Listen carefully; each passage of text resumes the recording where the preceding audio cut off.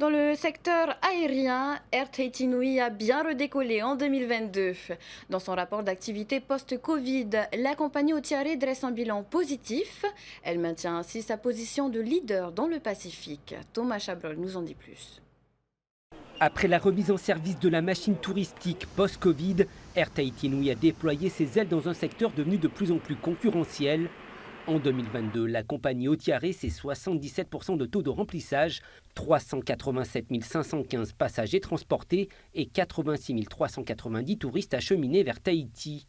Avec un large réseau de distribution et une parfaite connaissance de la destination Polynésie, le ciel s'est éclairci au deuxième semestre 2022.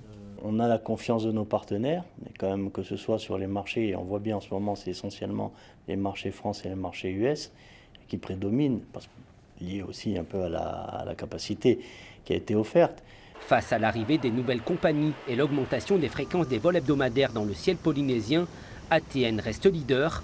En 2022, elle capte près de 40% des touristes par rapport aux autres transporteurs qui desservent le Whenua. Les bons chiffres du trafic aérien n'empêchent cependant pas la compagnie d'afficher un déficit. La charge carburant pèse lourd. Le conseil d'administration avait voté pour un déficit d'un montant de 4 milliards de francs pour fin 2022. Il est finalement de 2,8 milliards de francs.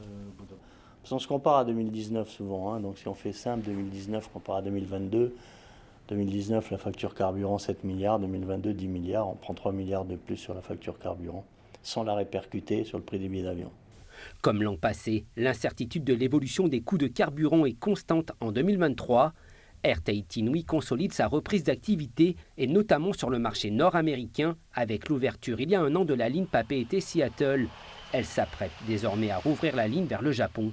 Bon, ça se fait quand même dans des enjeux incertains sur la capacité à créer de la demande. Le marché japonais est un des derniers marchés à redémarrer. Les statistiques montrent qu'ils sont 60% seulement des voyageurs japonais par rapport à 2019 à voler à l'international. La compagnie, qui compte 4 appareils, est la seule à être multimarché. Le nombre de passagers devrait poursuivre sa progression selon les indicateurs et par conséquent améliorer encore le taux de remplissage sur l'ensemble de ses routes.